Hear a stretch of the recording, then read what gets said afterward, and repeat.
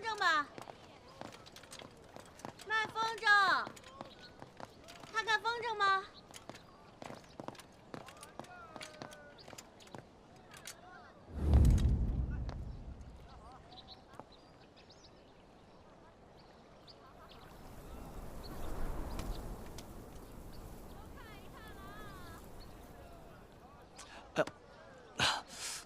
哎呦，凤大人，我肚子有点疼，想去趟茅厕。速去速回。好。哎呦，太疼了啊！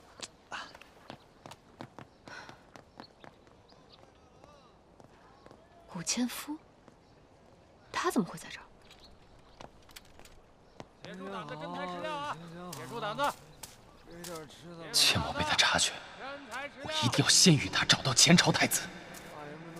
让我看看我的线索。行行好吧，行行好啊，行行好啊。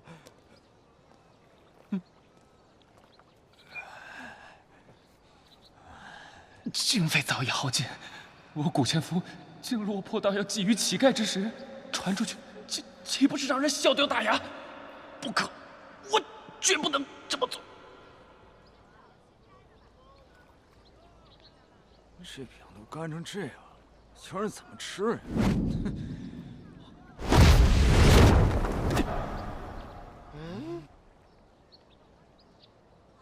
这可不是我捡的，是他不要了扔掉，我顺手接的。毕竟我古千夫还是有头有脸的朝廷命官。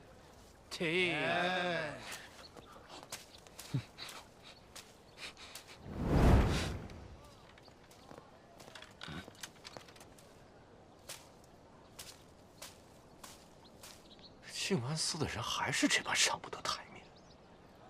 你们去把他引开，别让他跟上我。是，学长，走。铁树胆子买不买？多少钱5文钱。不买，太贵了。你一个铁树胆子卖5文钱，人家俩鸡蛋俩鹌鹑蛋才5文钱，你这也卖得出去？你给我1文钱，我卖给你。穷货！你说谁穷货？你知不知道我？站住！嘿，你在哪里跑？你在？你得往这个方向跑了，追！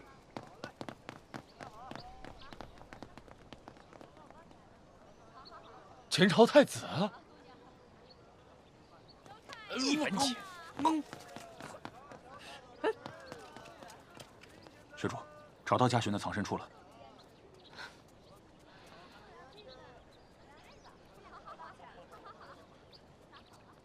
这小子，不会是跑了吧？学主，那怎么办？你去那边找，我找这边。是。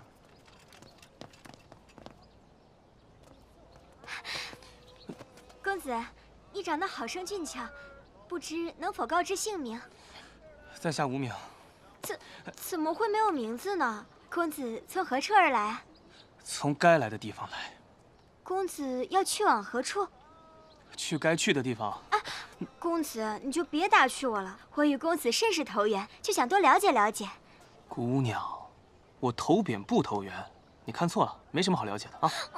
我不管，今日定要和公子交个朋友。聊得挺开心啊，看来我来的不是时候。娘子，哎呀，你怎么来了呀？哎，误会了。哼，谁是你娘子？凤指挥怎么这么大火气啊？是我火气大，还是你心虚？我这是爱慕的一种表现。你不助小妈完成任务，跟我说爱慕？虚伪！哎，凤指挥，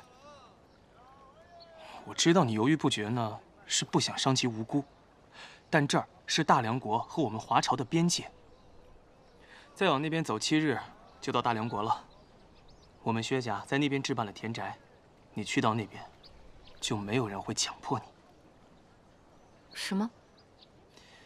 我爹呢，一直在给自己准备一块养老之地。当时我觉得挺偏远的，今日我才明白，是为了现在做计划。跟我一起，全身而退吧。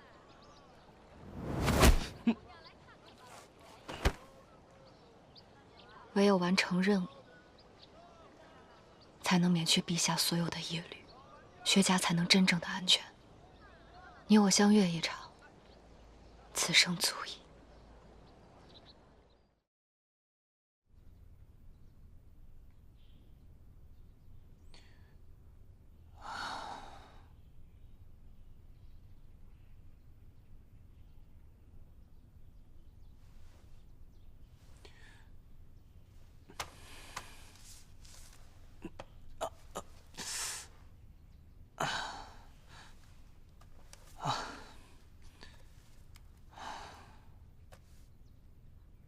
3日前我就传书给南巫，向薛有寿示情。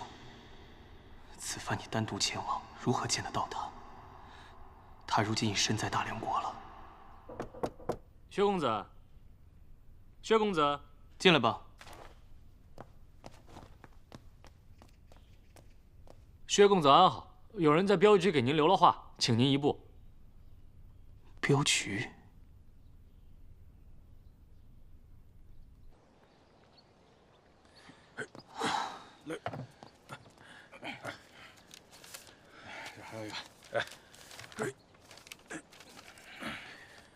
赤道烽烟处，汴梁下相逢。且观漳水阔，莫记白云愁。他怎么还没去大梁国？没事，快起快起，道长，回家看看，回家看看，免费帮人看病。道长，求求您发发慈悲，我孙子生病了，没钱抓药，求求您救救他吧。这个您拿去。谢谢道长，快请起，快起！多谢道长，快起！你真是活神仙啊！道长，您快去看看我爹，他忽然咳血了。在哪儿？带我去。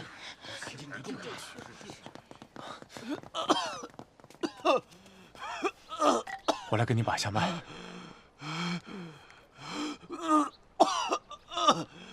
还好，没有大碍，只是急火攻心。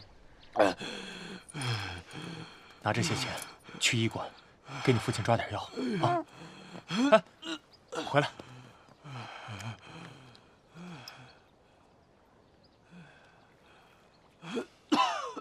拿这个兑点银子，买点好吃的。多谢道长。坐下来先。好多了。好，谢谢道长。没事。谁闹事？人可真好。可不嘛，太善良了。士别3日，当刮目相看啊！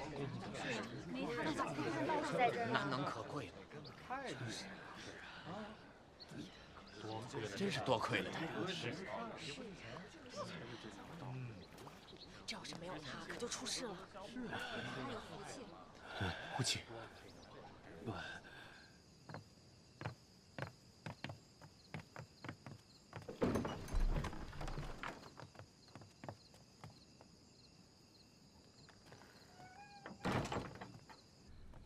快进来坐，小心头啊！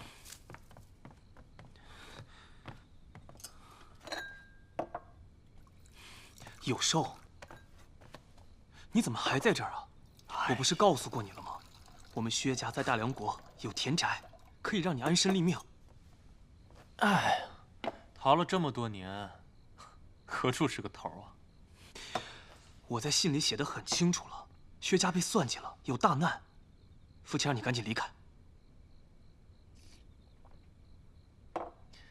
侯爷当年带我离开的时候，跟我说了一句话：非生死关头，绝不联络。若事关生死，他会亲自与我联系，不会派谁前来，更别说是他的儿子了。看你这神色举止，异常紧张。难道你已经知道了？是。父亲告诉我了，你的身份，你当年为什么不告诉我？你是堂堂皇子，却要东躲西藏，太委屈你了。皇子？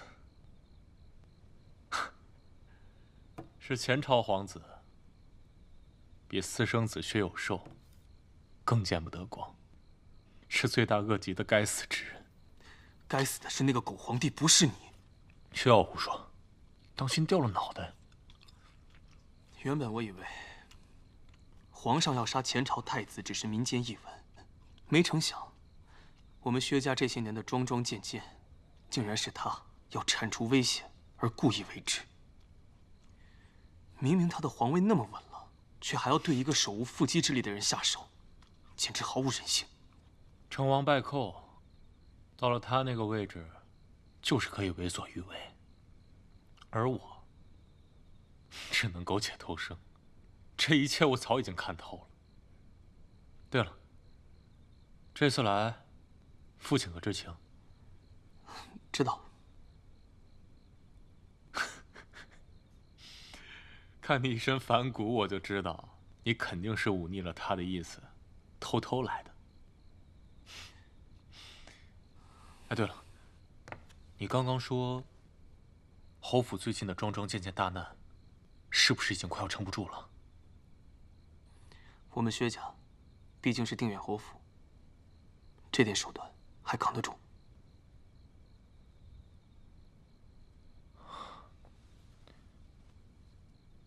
侯爷是决意将我舍弃了。我们薛家在大梁国早有谋划，你跟我走，活下去才是第一要务。侯爷真的要把我舍了？有寿，我爹他年岁已高，已经卧病在床几年，皆是为此事殚精竭虑所致。希望你别怪他。我怎么会怪他？当年要不是他，我7岁的时候就已经死了。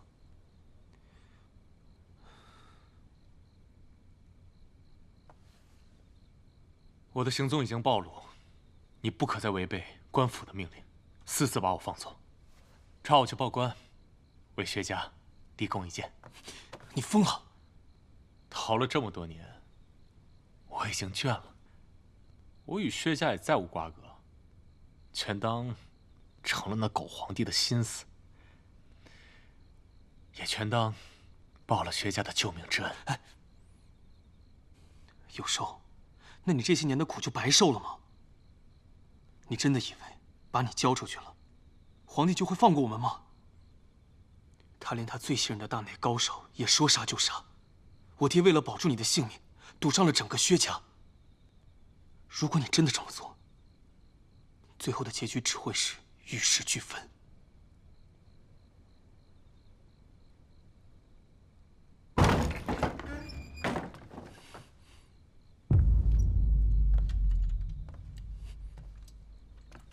逆贼，是时候拿命来了。凤指挥，你怎么？你就是薛有寿，还是应该叫你嘉寻太子。他不是嘉寻太子，他只是我同父异母的兄弟。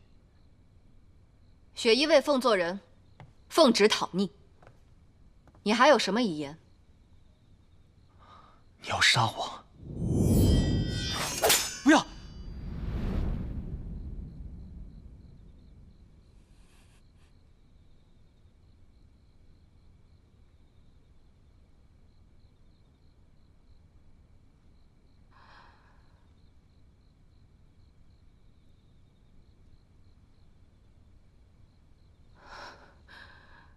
玉佩，你还记得凤儿？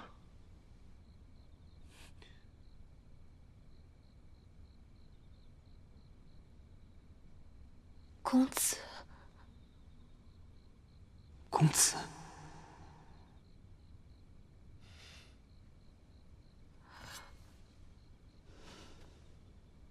好久不见。我没想到你还没死。此生我还能见到你。没想到一别10年，我们还能再次重逢。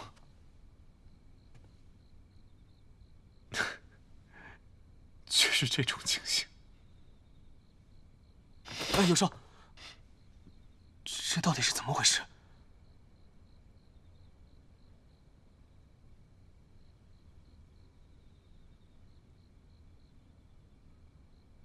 儿时，我流落在外，幸得公子和贵人所救，给我一个安身之地。我一直以为，公子和贵人只是寻常的大户人家。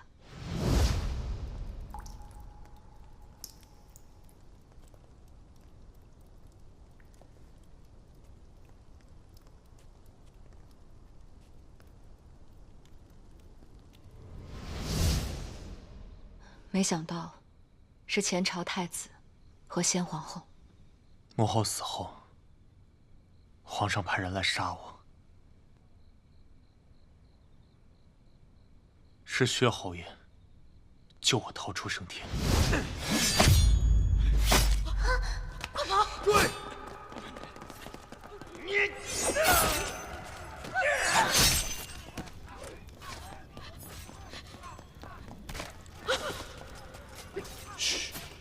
定远侯救驾来迟，跟我走。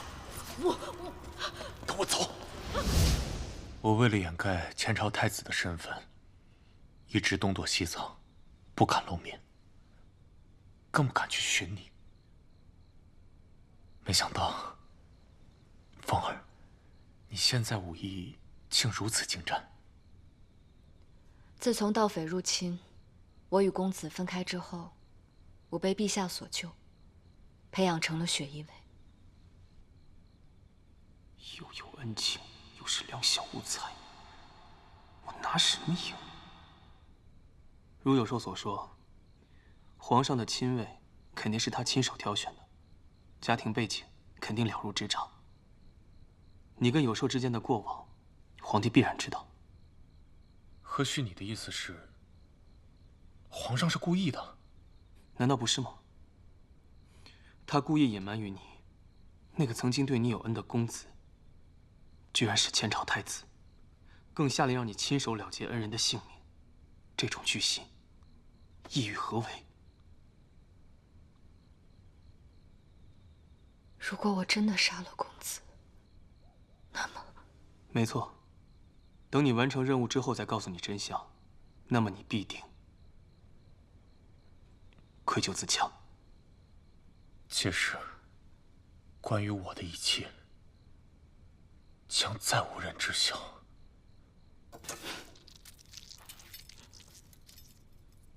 那伙盗匪肯定也是皇帝派人假扮的，杀你不成，就利用凤大人的愧疚，培养成了杀手，让他亲手来杀了你。这样一并解决了前朝太子和雪衣卫的首领，这世间就再无任何威胁了。还得是皇上啊，治不起下的，令人叹服。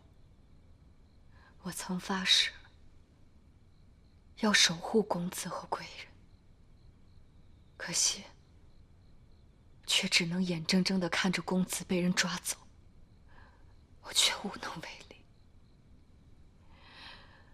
我要把杀害公子的人千刀万剐，却没想到我最憎恨之人变成了我自己。凤儿，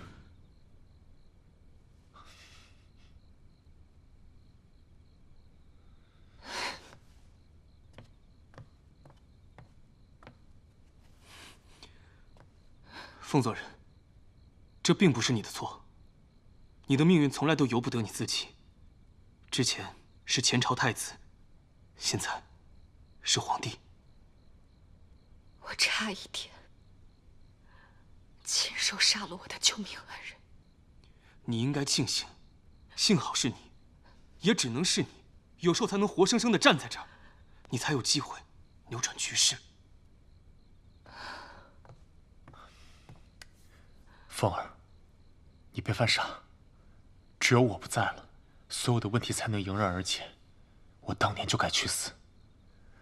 苟且活到现在，就是为了能和你重聚。今日一见，我再无牵挂。公子，凤儿，何须，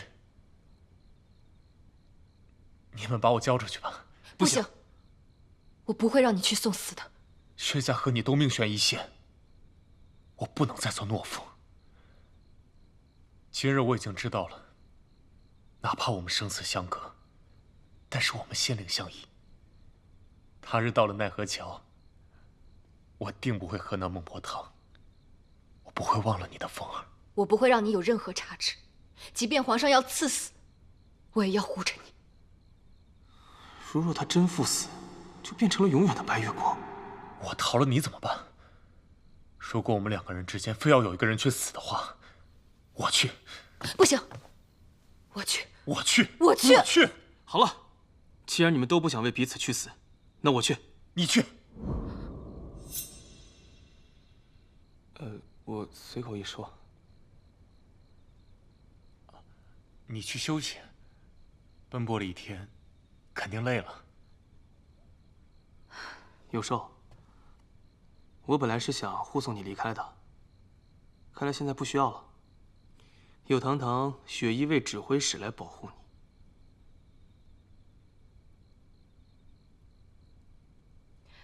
今日先休息吧，明日再从长计议。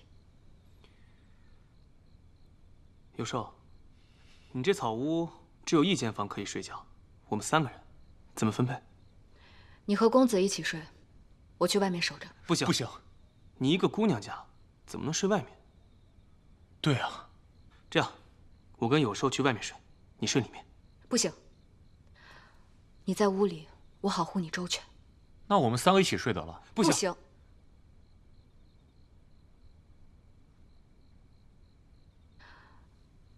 我去外面走走。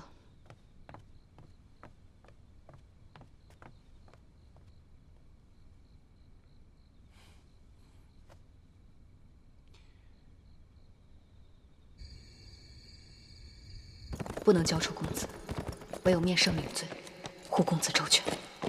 驾！玉薛和旭，你疯了！拦我的人，但凡不是你，早没命了。要不是你，我也不会拦着。你，我们似乎总是这样，3言2语就能拌起嘴来。以后不会这样了。我们现在目标一致，都是让公子活着。没想到，我努力了那么久，都没动摇你半分。他只需要一出现就可以。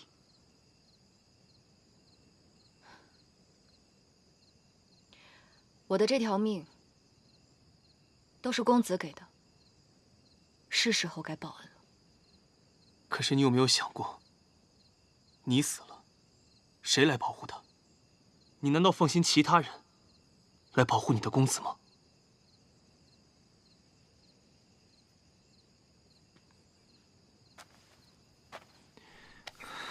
凤尊，你试试为你自己活着呢。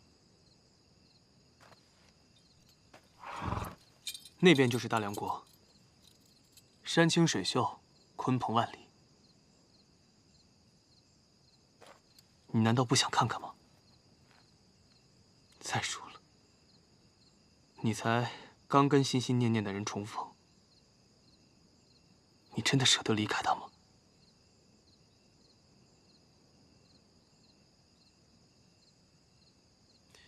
你们还未经历春之萌动，夏之繁盛，秋之丰收，冬之沉淀，还未在花开前倾诉心声，还未在星辉之下相拥而眠，也未携手走过岁月的苍茫，直至鬓染霜华，白头偕老。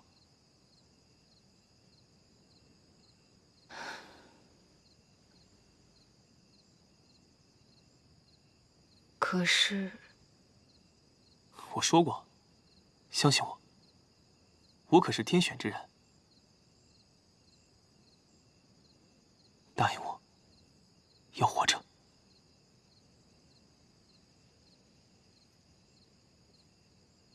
你这一刻的为难，可有半分是为了我？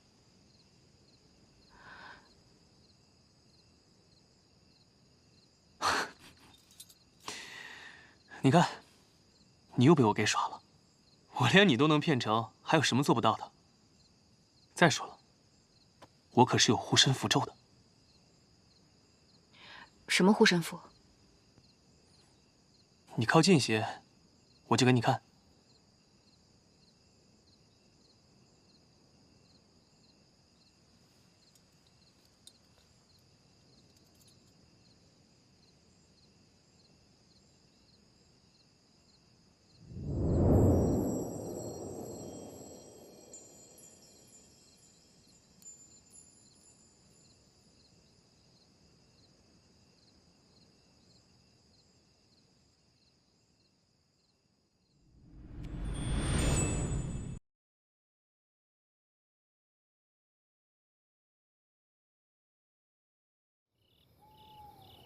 你靠近些，我就给你看。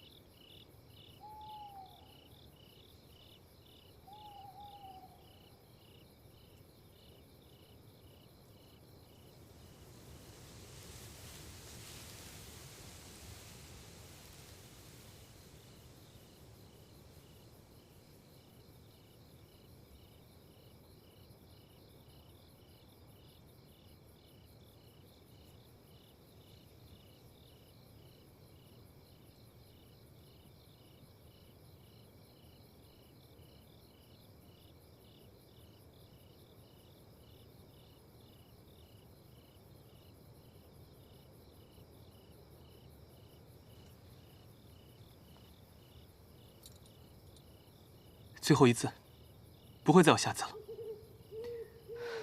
我跟有兽已经商量好了对策，能确保所有人的安全。你别冲动，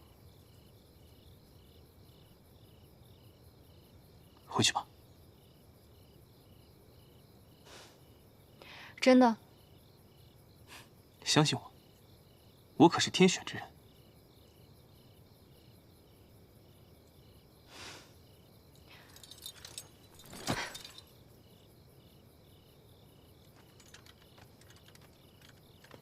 今晚月色如此之美，不留下欣赏一下再走吗？滚！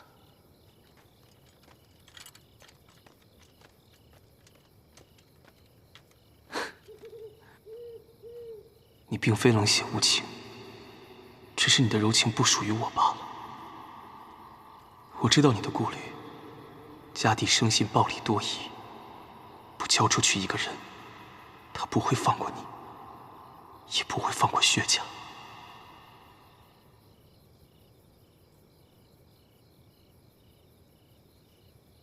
明月高悬，却独不照我。可惜了，这么好的月色，没机会再见了。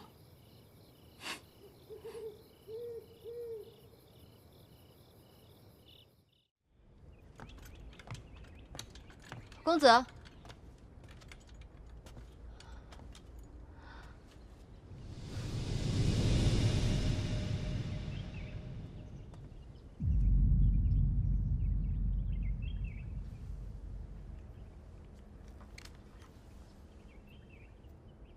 这么贵重的东西都乱放。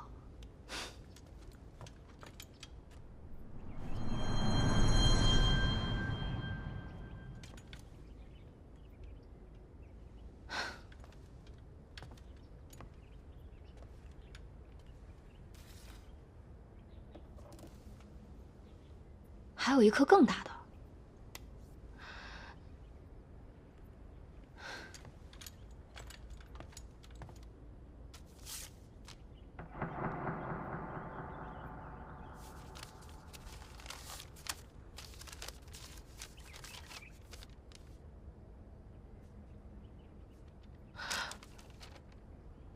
凤指挥，既然一切安稳，我也该回薛家。祝你与薛有寿天长地久，后会有期，薛和续子。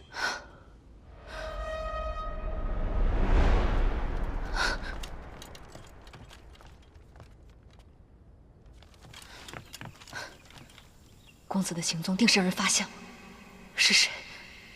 静安寺，古千夫死了。对，在执行任务的时候，不慎掉到了河里，粉身碎骨。掉进河里能粉身碎骨？对，因公殉职，他是在3楼9楼被马车给撞死的。哎，不是，然后他就咻啪，对，是冰雹，他一定是冰雹。哎，然后他就咕噜，其他人咻，他就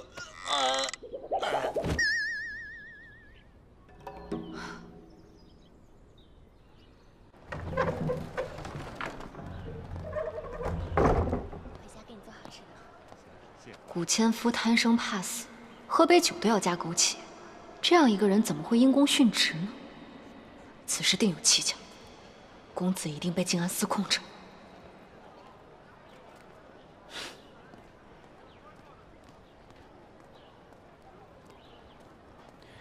只要我冒认前朝太子身份，凤佐人和薛家都会安然无恙。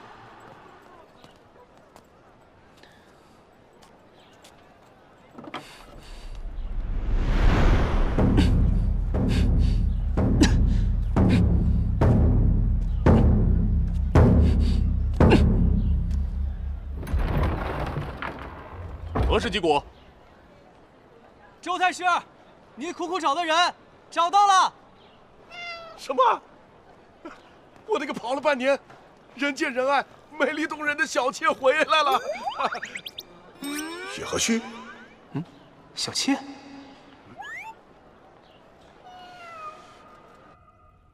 这个薛和虚进进出出，来了又走，走了又来，不是求药就是偷话，想来就来，想走就走。当我屡屡布局将其灭口，竟然都未成功，此人果然狡诈无比。你说，你就是一直藏匿于民间的前朝太子？正是。薛二公子，这种话可不能信口雌黄。当时画笔良画骨识人的时候，画出来的画像可是另有其人呐。难不成薛公子擅长易容之术？糟了，忘了华前辈画骨识人的画像这件事了。母后呢，曾对华前辈有恩，所以她不会背叛我，这才胡编乱造了画像。薛公子这么解释，也算是说得过去。可你说你是前朝太子，如何证明？这事儿啊，说来话长。当年呢，为了躲避流寇的追杀，母后带我四处躲了起来。没想到最后还是被皇上的人给找着了，被杀人灭口。而母后对薛侯爷有恩，这薛侯爷就带我逃出升天，带我到了薛府，藏了起来，并对外宣称我是薛家的二公子。啊，薛侯爷这些年呢，为了掩埋真相，背负良多，也接连遭人暗算。就连我大哥薛东阳也受到了牵连。本来他天资聪颖的，现在却如几岁稚童一般。而我们薛家上下对我呵护备至，也接连遭人暗算。所以我知道真相之后，这迫不得已之下，让你们静安司和雪衣卫互斗，然后一把火烧了静安司，才逃过这一劫。所以静安司的火情是你挑起来的啊？是你挑起来的？哎，周太师，这不是重点，重点是你只需要把我交给皇上，那静安司不就赢了雪衣卫了吗？我不是不相信你，只是你藏匿多年，现在又突然现身，难免有诈呀。唉，早晚都要被发现，不如我自己出来。周太师要是不信，我跟雪衣卫谈也是可以的。哎，说说你的条件。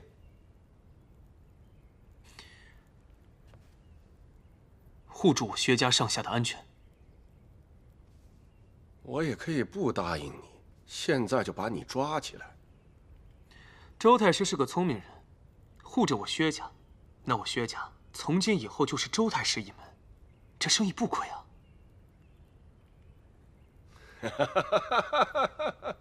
难怪都说薛家二公子有一颗七窍玲珑之心呐！来人，把他抓起来！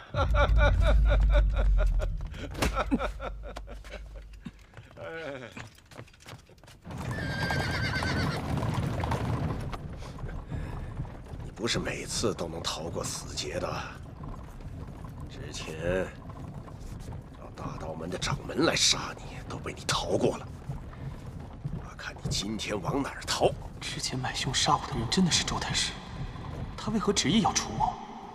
大刀门门主刘小旦，武功高强，家主特将此重任交付于你，杀掉定远侯府薛公子薛和旭。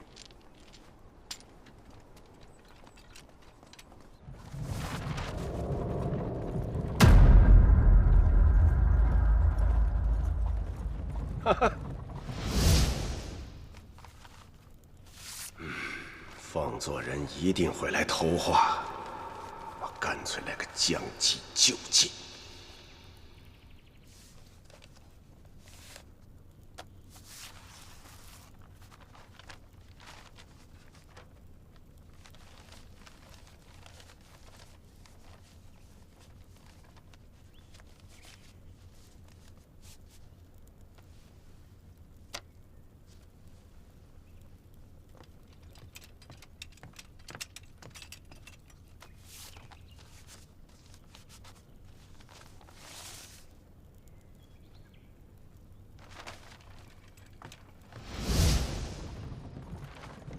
华比良不曾骗我呀！花谷石人的前朝太子，果然是你们家的薛老二啊！幸亏我机智，把画像换成了薛有寿，这才骗过了雪衣卫那个女魔头啊！什么？当初画比良画的人不是薛有寿，怎会画的是我？薛老二啊！众人都以为你不成器，就好像你们家那个傻大哥。细细思量啊，那是定远侯有意把你留在府中，对你暗中保护，那是怕你的身份暴露啊。你想让我邀功，但你不知道，我想要的可不是你这个功。哼，解决他，老规矩。是，太师。周太师欲暗中加害我，究竟为何？按理说，他应当大张旗鼓，公然将我交出，令皇上当众诛杀，昭示天下。但是周太师居然要秘密处决我，他有什么算计？静安寺那边近况如何？事无巨细，一一说来。是。禀学主，他们派遣了13个人去追捕周太师那位逃亡已久的小妾，派2人跟踪我们，却被反跟踪。途中，众人齐聚春华楼，共进午宴，打退了8个前来追讨债务之人。趁周太师不在，众人肆意谈论其不法行径，36次口诛笔伐，停，更有4……也不用说这么细，说重点。他能有什么重点啊？学主，我发现了薛有寿的踪迹，在哪儿？立刻带我去。是，我是没什么重点。学主，那个周太师抓了薛和旭，准备秘密处死。你说什么？谁？周太师要处死谁？哦，薛和旭。薛和旭在哪儿？立刻带我去。哦，城郊树林。这边。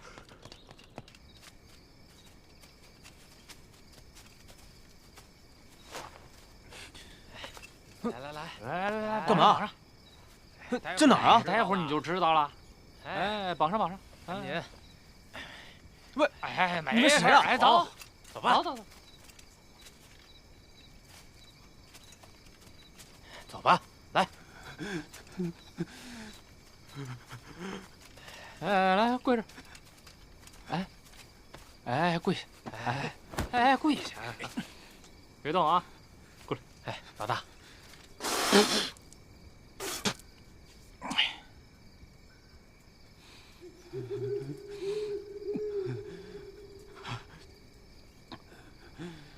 解决的，老规矩。是老大。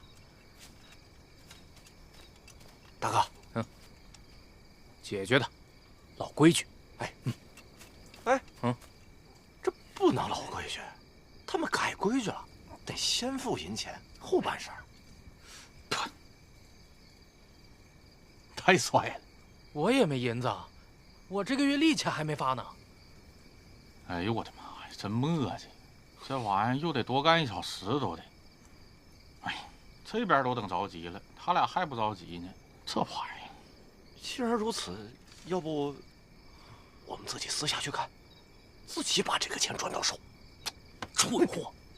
太师找杀手就是为了掩人耳目，不让静安寺的人暴露。你要自己去找杀手，暴露了，我可不会替你收尸。呸！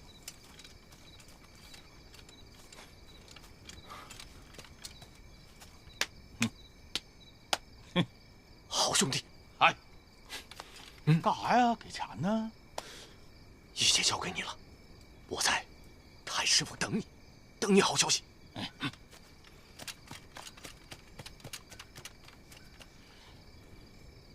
谁跟你俩哥们儿？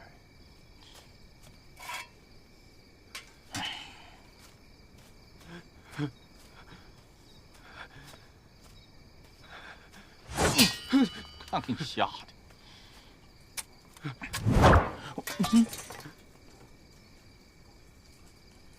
哎，定是用的太久了，坏了。将就用吧。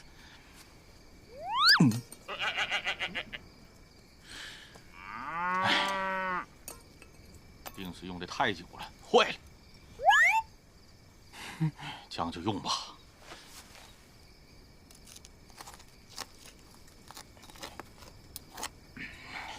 算了，天也不早了，再拖就不好了。先杀人吧。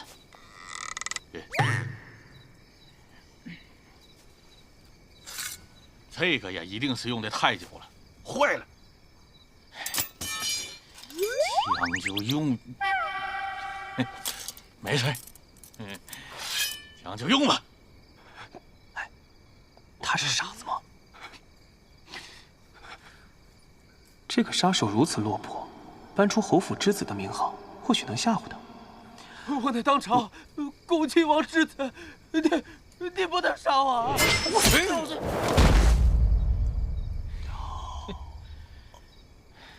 我平生最烦别人给我俩贴。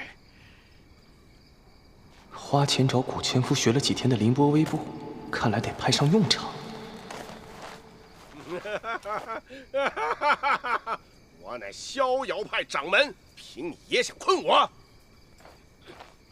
凌波微步！哎！小老头挺难瞄啊，还在这给我提人，什么玩意乱七八糟的？到你了。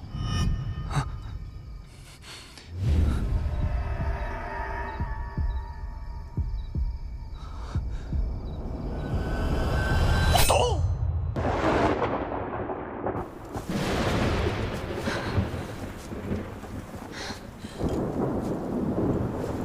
不会的，雪和虚你诡计多端，不会有事的。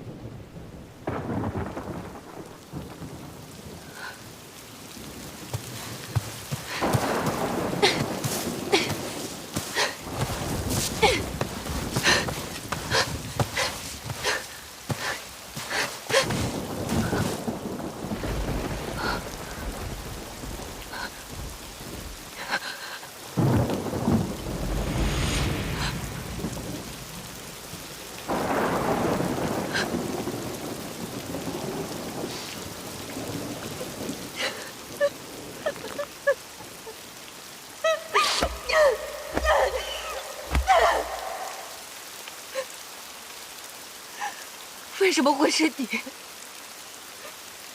你早就想好了，对不对？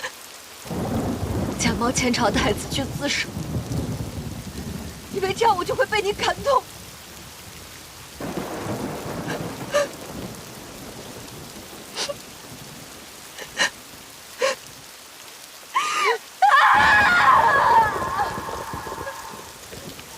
我平生最恨擅自做主、自作聪明之人。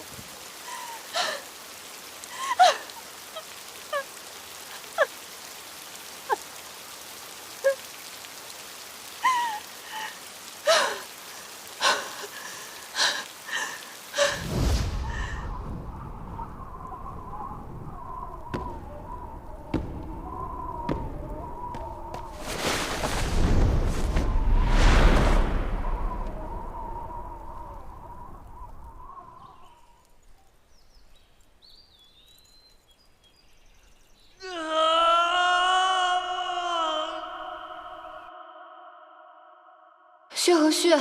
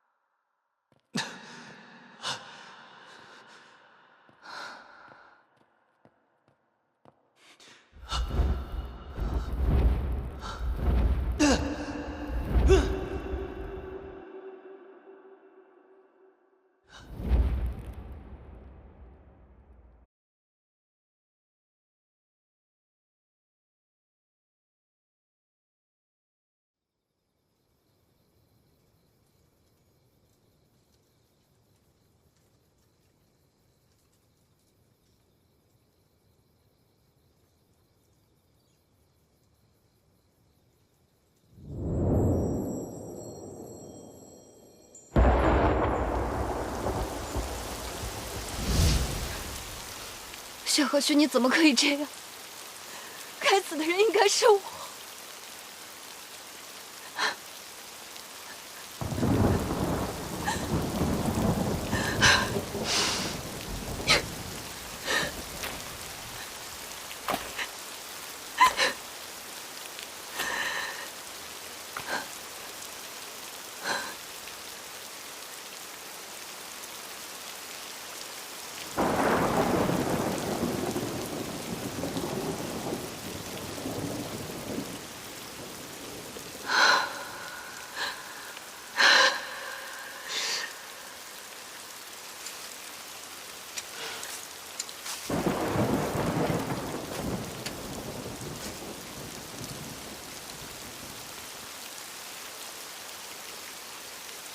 你找我？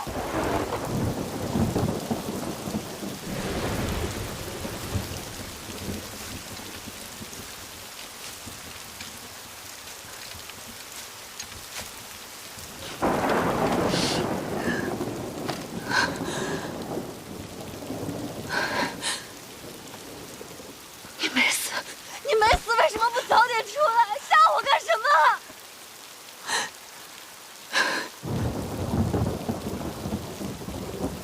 你这样是在乎我，是吗？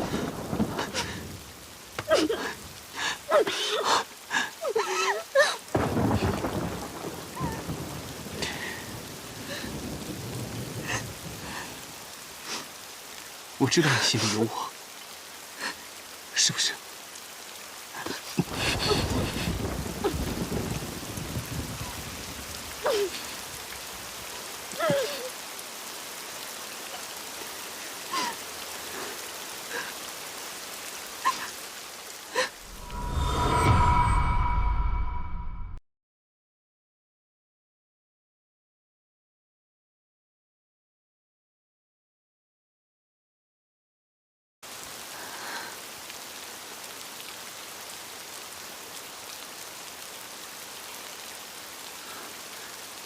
你是怎么逃脱的？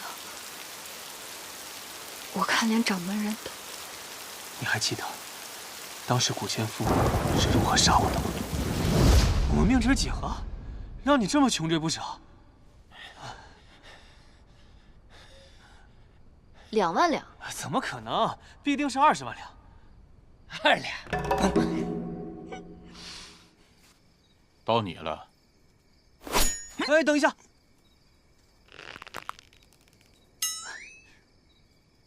你以为我是那1两银子便可收买的没原则的杀手？所以，我给2两。这2两银子可比你接这一单的价格高1倍。你怎么知道？我不知道，我猜的。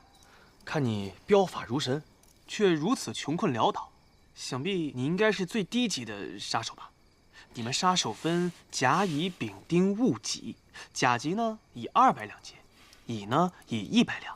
丙50两，丁10两，戊2两，己1两。甲级以200两接下的单子，层层落下来，发到你手里。所以，他们什么都不干，就可以平白无故就赚几百两。我累死累活当牛马，一天我才赚1两。可不是嘛，这个就是中间商赚差价的弊端。说的太对了。既然这样的话，你怎么不把这2两拿着呢？这样你拿着2两，假装杀了我，然后呢，拿着钱去吃个夜宵，下个早班，这样是不是挺好的？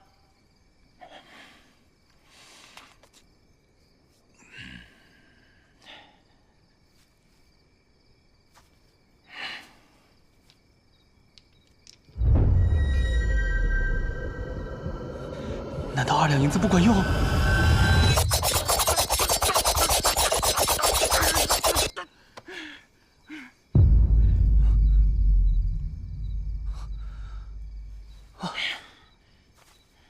走吧。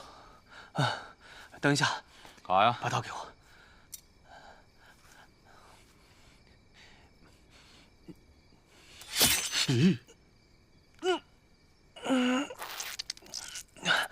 哥们儿，你挺狠呐。没事，你先走吧，我来处理。告辞。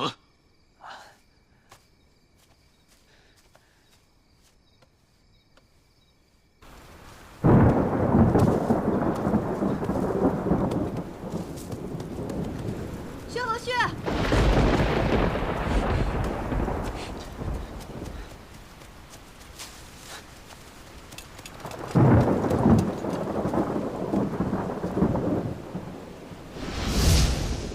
什么？古千夫居然学会骗人了？明明受命于周太师来杀的你，现在又不承认了？跟古千夫无关。当时层层转接，到了古千夫这儿，他也不知道是周太师下的令吗？这一点我也很奇怪。静安寺要找人杀我，为什么不派自己人，反倒是请杀手来了2回？公子的失踪，估计跟周太师也有关系。有寿失踪了，什么时候？今日清晨，你离开之时。照周太师的话，薛有寿并不是太子，他跟周太师有没有关系？我到底是谁？皇上已经看到了薛有寿的画像，我绝不会把公子交出去，更不会让你去顶替。我既然已经顶替了，为什么不用我的假死，将计就计，逃过这一劫？有寿已经成为影子，活了这么多年，吃了那么多苦，也是该换个人吃吃苦了。我还活着的消息，不要让任何人知道，多一个人知道，便多一番危险。你独自一人，要小心。我知道，为了你，怎么样我都会活着。趁此机会，刚好查明周太师的目的，以及薛有寿他如今在哪儿，为何要冒认我。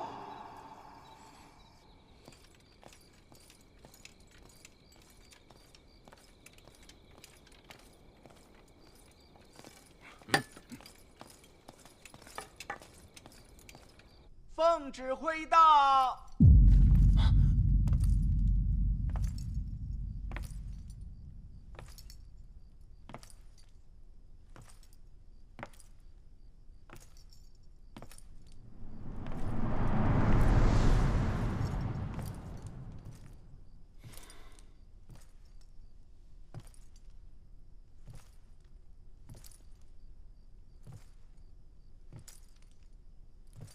属下已查明，前朝太子便是在南方的薛府私生子薛有寿，属下已将他处死。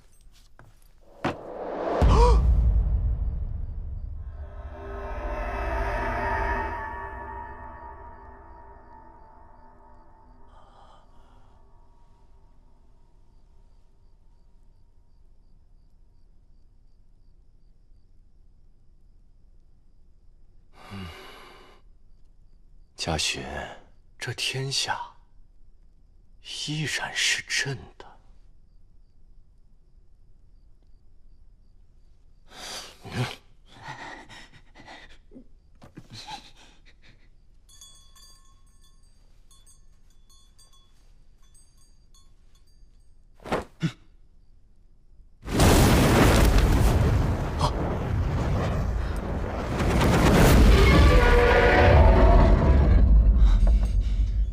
天降祥瑞，陛下乃真龙天子，鸿福齐天，保我华朝国运昌隆。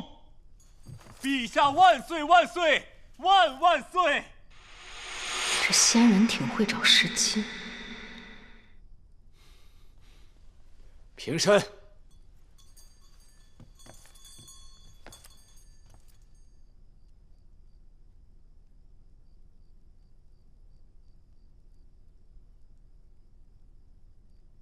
方佐人，你好像忘了些什么吧？回陛下，薛家，我看他们也是被利用的，这都是贼人的奸计。听起来，你很是想维护薛家。属下不敢，属下只是迟迟没有查明这薛有寿的真实身份，所以属下还是未能完成任务。来人，拖出去，看路。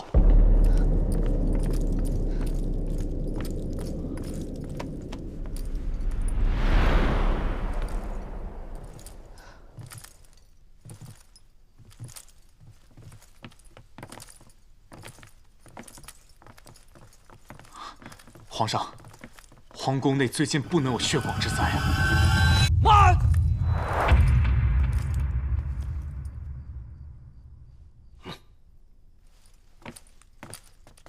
仙人，言之有理。感谢陛下宽宥仁慈。陛下，带我去道观，求取开光的护身符，为陛下辟邪挡灾。哦，有劳仙人了。风水阵，这个仙人精通道学。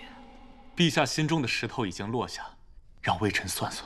西洋风水阵，这个仙人融贯东西。这样，陛下，最近您可穿戴红色衣服，或者佩戴红绳，择吉日出行，去寺庙参拜，祈求神明保佑。天竺、东瀛，怎么什么都有？陛下，时辰到了。啊，对，快来人！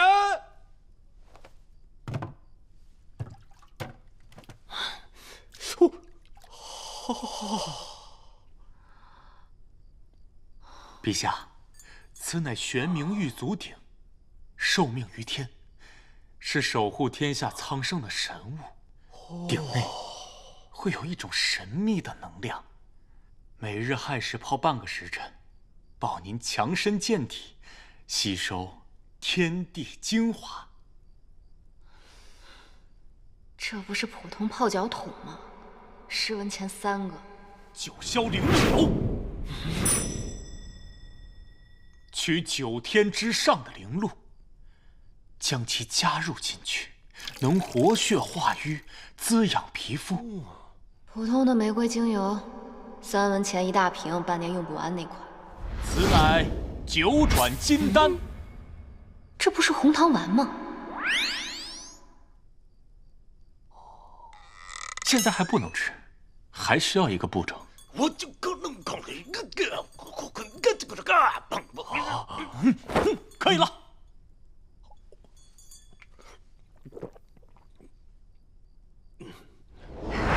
这位大仙师本领大着呢，不但精通医术占卜，而且还精通风水。皇上按照他的方法调理，身体好了许多呢。有那么厉害吗？那可不。陛下，您只要按照本仙人的方式，您就可以龙驭华朝1000年、万年呐！1000年、万年，朕的身体真的可以撑那么久吗？当然，我根据您的生辰八字，还有现在这个星象推断，陛下想要身体安康，最近可不能有血光，不然会折损福气呀。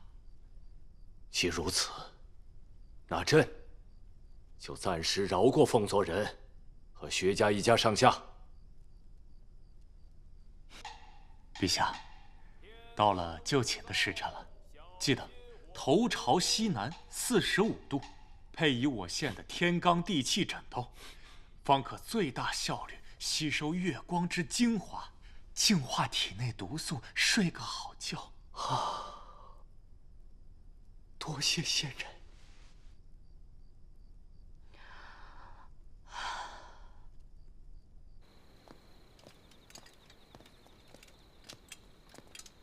站住！按照轮班，今晚应该是月河当值。他人呢？仙人说他生肖和皇上冲撞，被调走了。你手里的是什么？这你就不懂了吧？此乃安睡符符水，只要喝上一口，便可安然入睡，8两银子1瓶呢。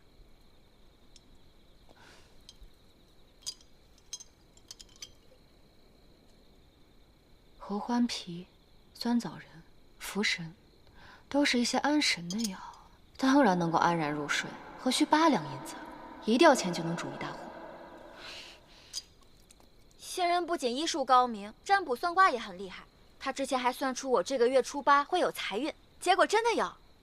宫中每月初8发月言，人尽皆知。哼，还真是个骗子。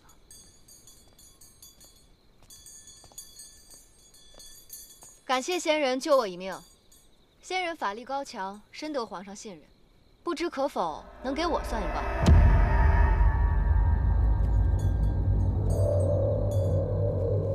凤大人想要问些什么？按照西洋的说法，不同的生辰分了12星次。我12月初1的生辰，不知是什么星次，这个月的运势如何？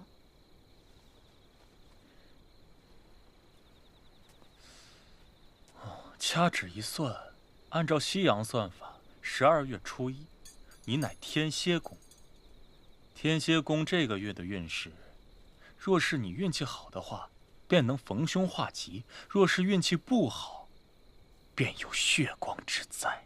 废话！而且12月初1根本不是天蝎宫，而是射手宫，他根本不懂。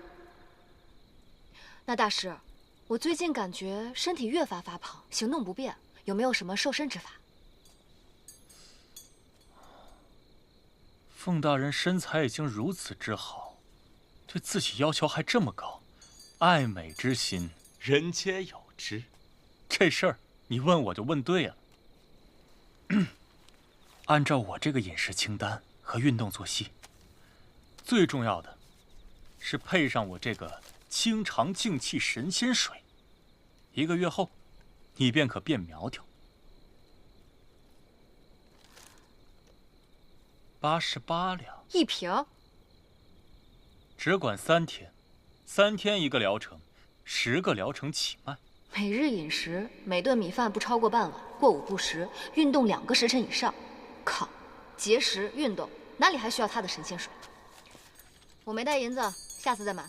等等，看来凤大人是不相信我呀。那我再为你算上一卦。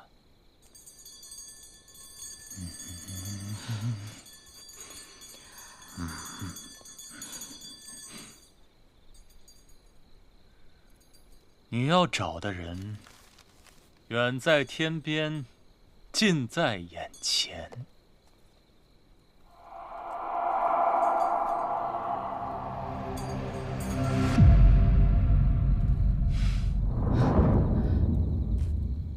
公子，刚才看你太过紧张，跟你开个玩笑。我一直都在找你，没想到你早早就进宫了。可是，公子怎么会是仙人啊？此事说来话长。来人呐！来了。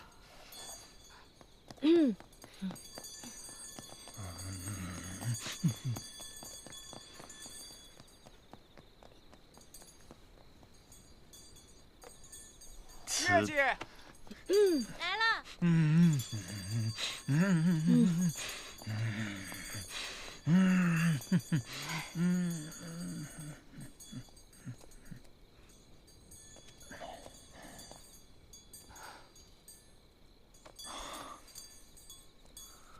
在我四处漂泊的时候，遇到了一个道士。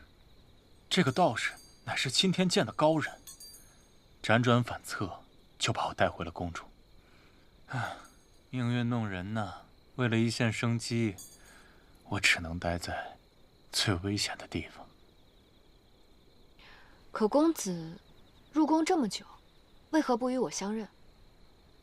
一来我身份特殊，二来在这皇宫之中，一言一行都被皇帝监视。我本想私下告诉你，但是我没有十足的把握能够排除皇上的眼线。而且，我一旦将真实的身份告诉你，你一定会按捺不住，将自己暴露在危险之中。我不暴露自己，就是为了保护你啊！当日你不告而别，我以为你遇害了。那天皇上突然找我，我走得着急，没能跟大家打招呼。对了，这事我们要从长计议。我问你，薛和旭在哪儿？他死在了周太师刀下。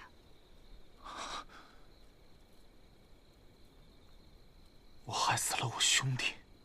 眼下最重要的是，如何保全薛家。这你放心，薛侯爷对我有再造之恩，我一定会想办法保全薛家。我需要皇上下旨，名正言顺的跟定远侯爷见一面。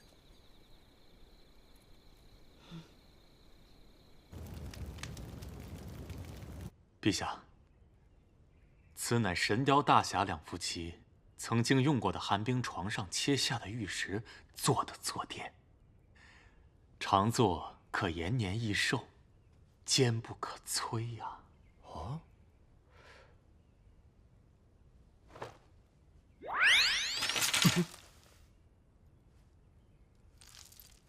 哎，这怎么碎了？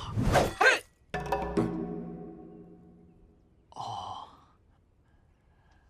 陛下连如此坚不可摧的东西都能作碎，说明陛下龙威虎振，在攻打任何城池的时候都能攻无不克，战无不胜啊！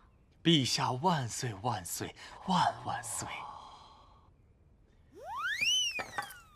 陛下，此乃延年益寿水，经过7期49天的净化，可净化体内污垢。啊？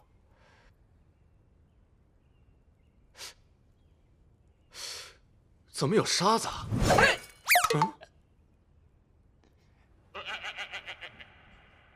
此乃净化之后产生的纯元晶石，哎呀，百年难得一遇呀！这说明连上天都保佑陛下。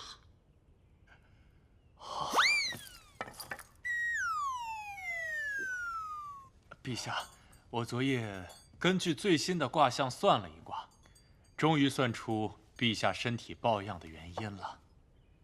哦，你且说说看。心病还需心药医呀。公子到底经历了什么，才会变成现在的样子？仙人的意思是，寡人身体不好，是心病。正是。我从卦象上推断出来，陛下的心病就在东南方左边第3条街中间的大宅。是薛家。哎。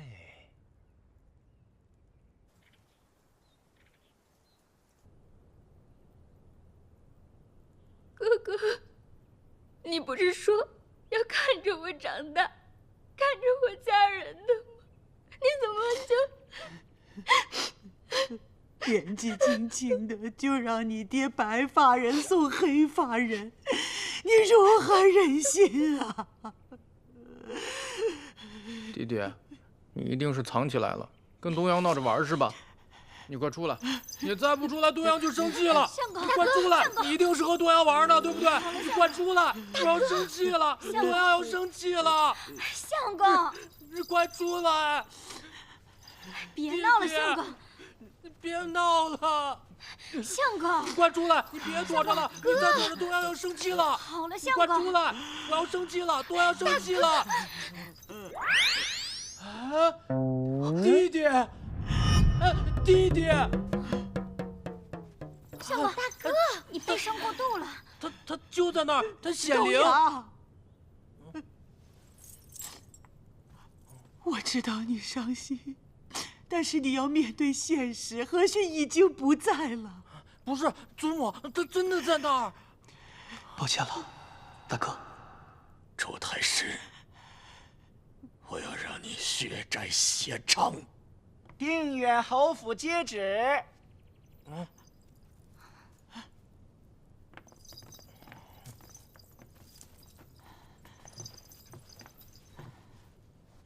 奉天承运，皇帝诏曰：近日定远侯府多生事故，恐有邪祟作乱，令钦天监仙人前来除掉邪祟，钦此。谢主隆恩。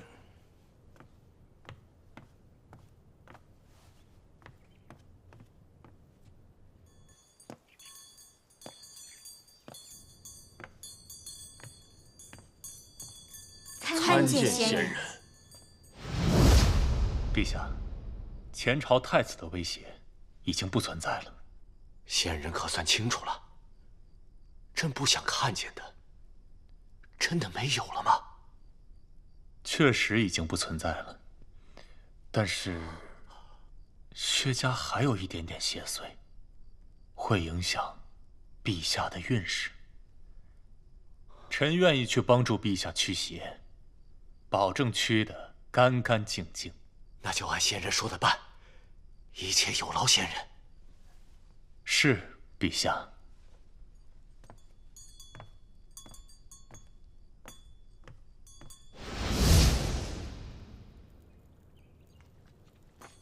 好了，都起来吧。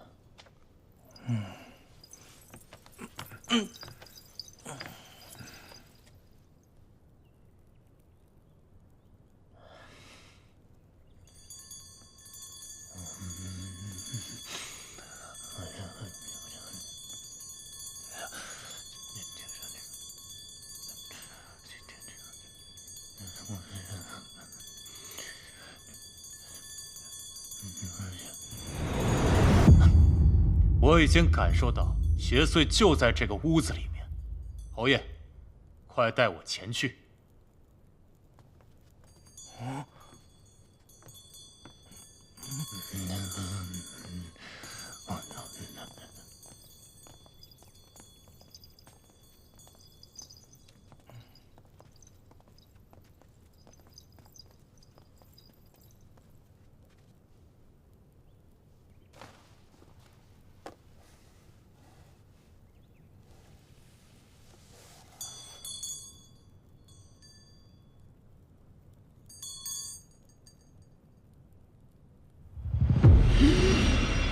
笑，真笑。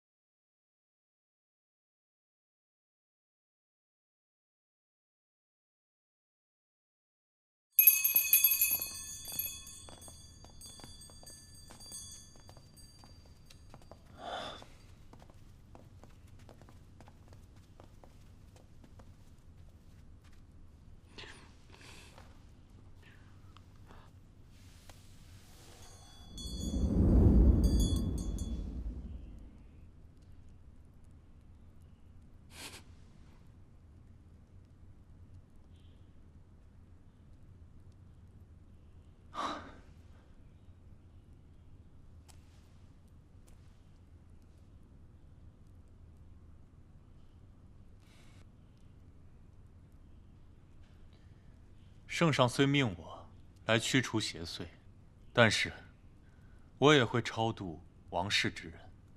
逝者如果看到各位如此的伤心难过，投胎的路上也会不安心的。侯爷、老夫人，还有诸位，请节哀。邪祟是什么？是我哥哥枉死的冤魂吗？你是想让他魂飞魄散吗？暖暖，不得无礼，这是陛下身边最信任的仙人。如果他真的有本事，那就让周太师血债血偿，而不是在这里糊弄一大家子老弱病残，发死人财啊！骗子！哥哥，你在天有灵，就给这个骗子一个报应。就是大骗子！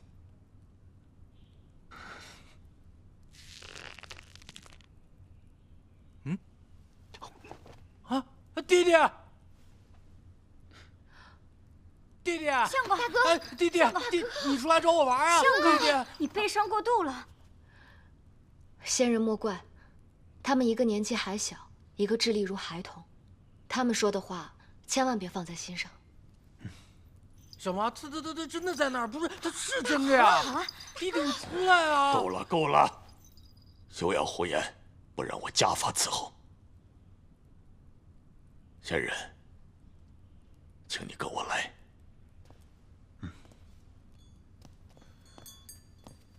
侯爷和仙人有要事要谈，其他人等不可靠近。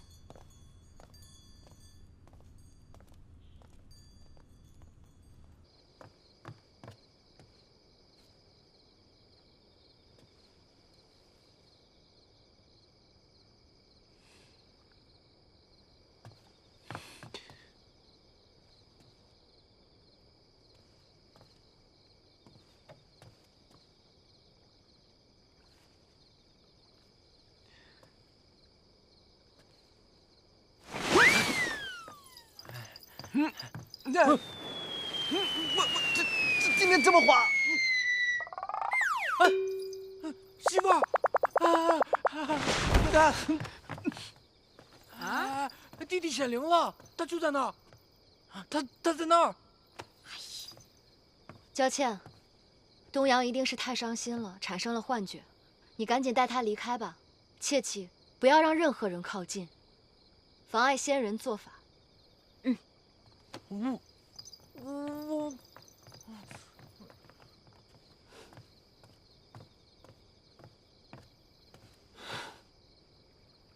原来你一直躲在薛家。最危险的地方，就是最安全的地方，吃穿用都不用担心吗？你是不用担心了，但薛家人的精神状态，可得担心了。你有没有受伤啊？皇上有没有责罚你？幸亏公子保全了我，也暂时保全了薛家。真是有了新人忘了旧人。我可是认识公子在先，论旧人，那也是他才对。凤儿承认自己忘本了？我看你才忘本吧。你以前可是叫我凤大人。你公子能叫你凤儿，我为什么不能叫？我偏要叫凤儿，凤儿，凤儿，凤儿，凤儿。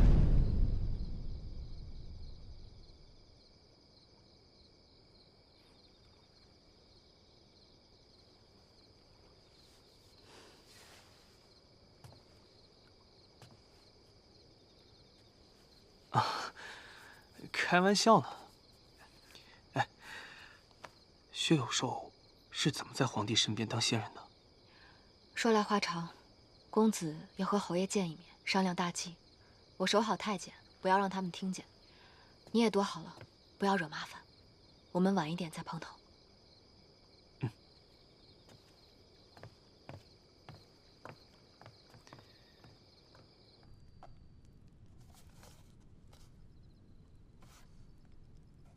你这个臭小子，太疼了！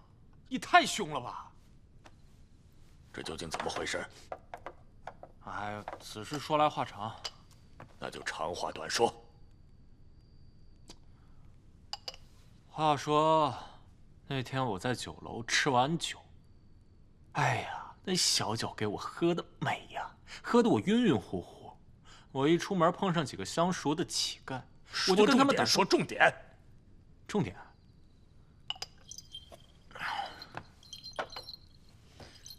重点就是周太师派人把我给抓了，用咱们薛家全家人的性命来要挟我，让我听命于他，利用仙人的身份进入皇宫，获得陛下的信任。我为了薛家，我只能答应他呀。你糊涂啊！这怎可答应？你犯了欺君之罪，双罪。罪加一等，你身份之事一旦泄露，他用薛家全家人的性命来要挟我，我能怎么办呀？我看着咱们薛家全家人一起死啊！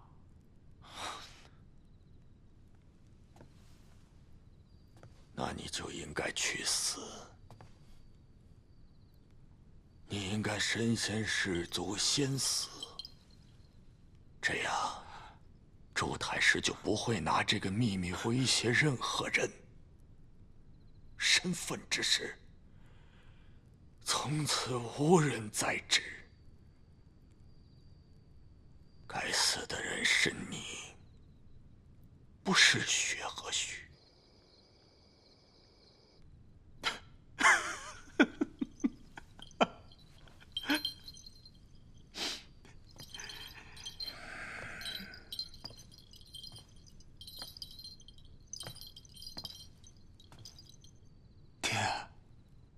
你在说什么？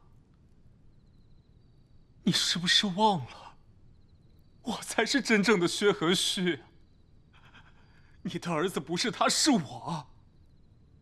这么多年，我顶替前朝太子，我活得连乞丐都不如。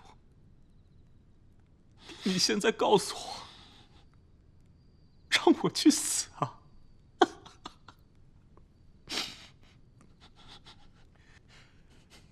当年是你把前朝余孽带回家，我只不过想看一眼他的玉佩，不小心推了他一下，他自己落入水中，你却想让自己的儿子去当替死鬼。他是真正的天皇贵胄，你把他推下水的时候，那一年他才7岁，把他救上水来的时候，他整整昏迷了3天，失去了所有的记忆。所以，这么多年，您让我过了有家不能回、有亲人不能认的日子。爹，暖暖和我是双生儿。小的时候，他最亲的就是我。可现在呢？爹，你是不是都忘了上次见我是什么时候？还有娘临终前说的什么？我可有半句怨言啊！爹，前朝太子已经死了。宣皇后啊，我愧对了你的托付。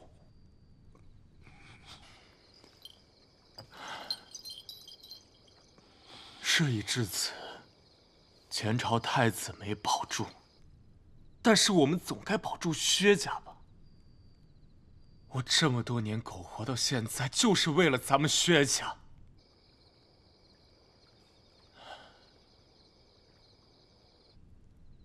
爹，我现在是皇帝身边最信任的先人，我们可以利用这一点，助我们薛家脱困。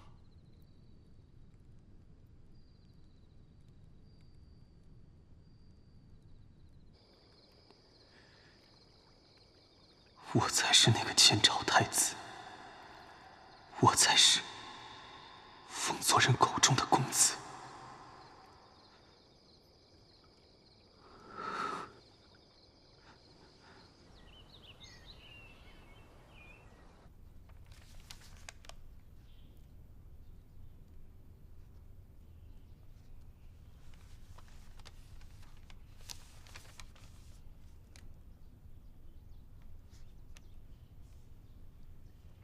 不孝孙薛和旭，特来拜见。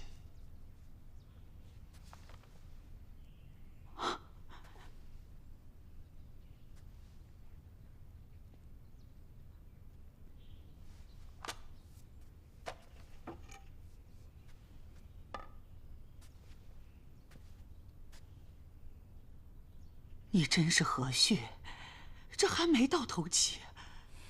祖母，是我。抱歉，我欺骗了您，请您见谅。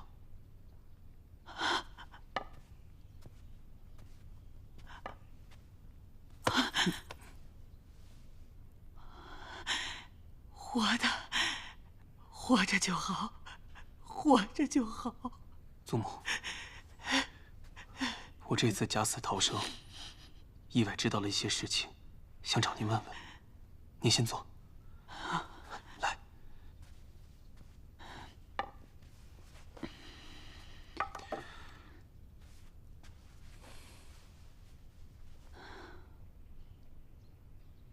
我想知道，我7岁那年，究竟发生了什么？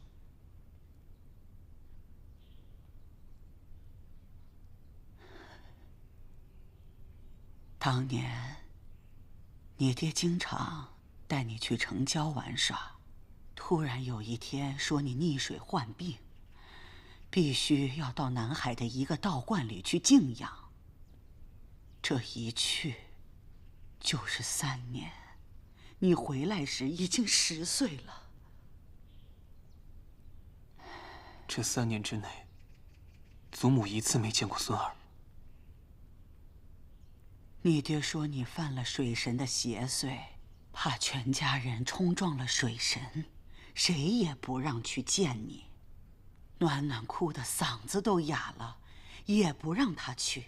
我腿脚不方便，雇了马车，日夜兼程。最后也被他中途拦了下来。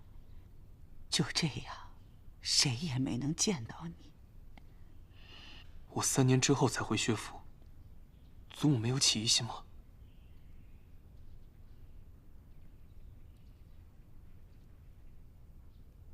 你都知道些什么？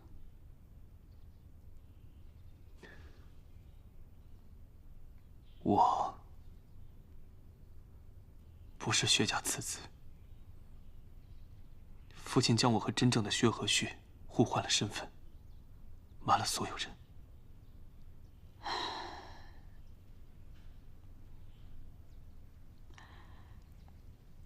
孩童7岁到10岁，虽然面目成长差异甚大，但是我的亲孙，血脉相连，我怎可能认不清？可你爹，他一口咬定你就是薛和旭。我知道，侯爷他一向持重，不会任意妄为。不管我怎么问他，他都矢口否认，说你就是亲孙。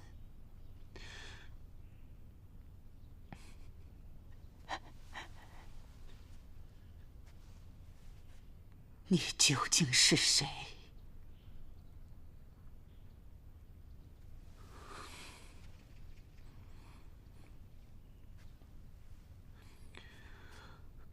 我就是那个一次次让薛家陷入危难、被圣上疑心的那个人。你是前朝的嘉勋皇子。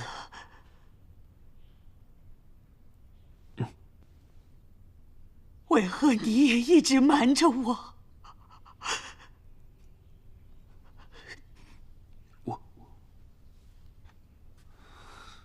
我没有想要瞒着祖母。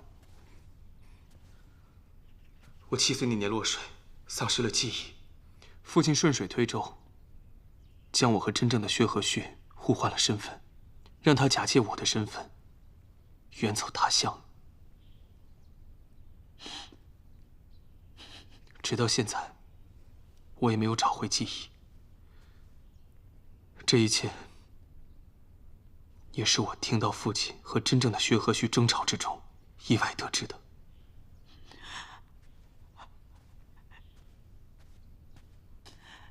那真的薛和旭，我的孙儿在哪儿？他就是来薛家的那个仙人，父亲为他取名薛有寿。什么？那个道貌岸然、坑蒙拐骗的神棍？这一切到底是怎么回事？祖母，此事说来话长。目前薛家蒙此大难，皆是父亲当年救我所致，而我的身份已经被祸乱朝纲的奸佞之人所得知，所以我才假死逃生。我此番前来找祖母，只想求祖母2件事。这第一件，我一直认为是我做的不够好，所以祖母才对我有诸多不满。没想到，您当年已经察觉到不对劲了。原来你也是一直被蒙在鼓里，你只感觉到我对你疏离淡漠。我一直认为是祖母严格，只是没想到祖母这些年一直忍着弑亲之痛，还让我操持这偌大的薛家事务。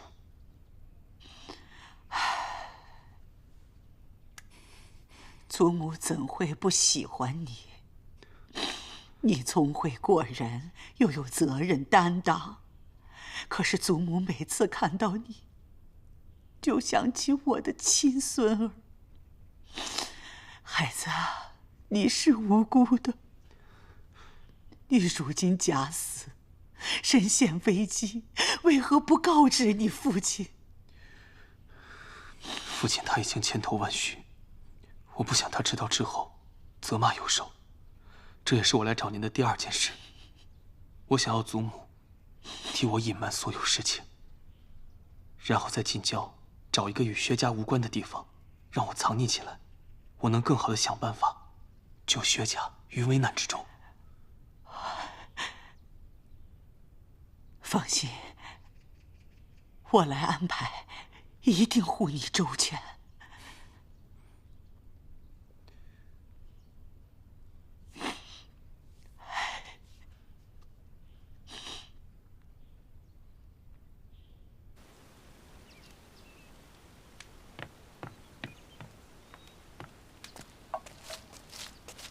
今天天气可真好。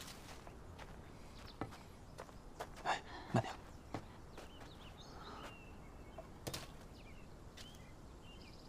这就是我母家的老仆张老，对我母家绝无二心，且从未进入过薛府，不用担心被人认出。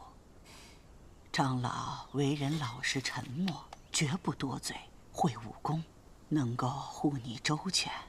你就假扮成赶考的书生去记住。祖母，有心了。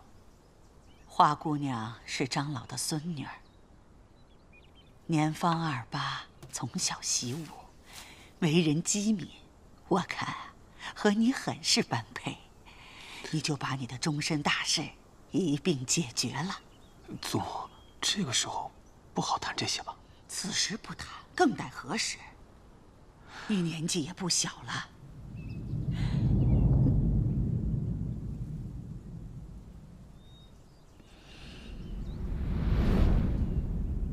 你不会还想着王氏吧？哎，王氏来到咱们家，也的的确确尽到了主母的责任。东阳和暖暖也都很喜欢他，他性格直爽、真诚、善良。可他绝非是你的良配。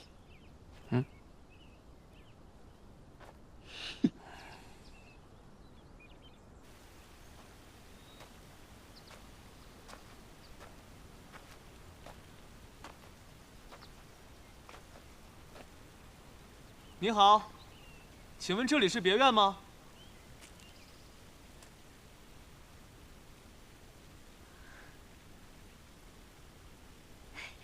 是何公子吧？快请进。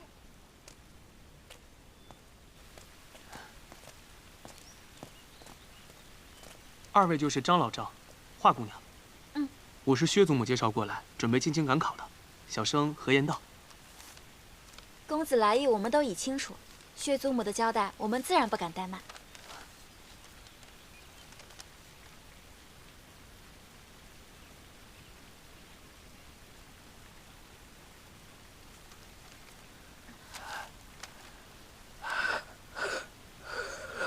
难怪祖母说张老老实沉默，绝不多嘴，原是个失语之人。公子的籍贯是哪里？可有兄弟姊妹？啊，祖籍长安，家里兄弟姊妹3人，我排行第2。公子家里可有婚配？啊，尚未婚配。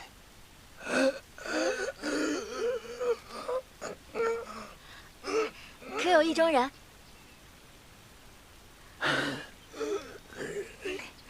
我帮公子收拾行李。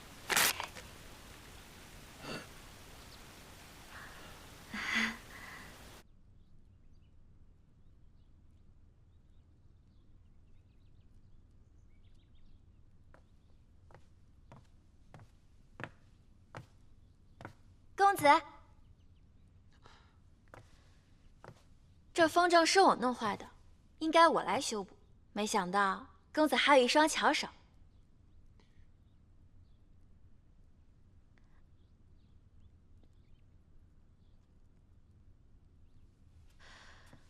这风筝上还有字样。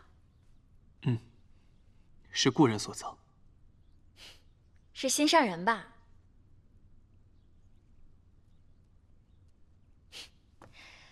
那我也要成为公子的心上人，把我的名字留在这风筝上。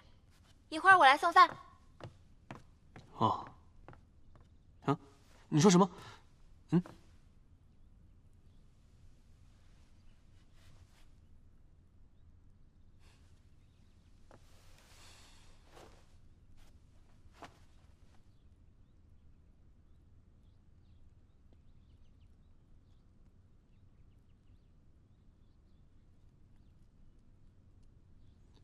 薛有寿啊，薛有寿，你冒认我身份，又引导我送死，还欺瞒凤儿，到底要干什么？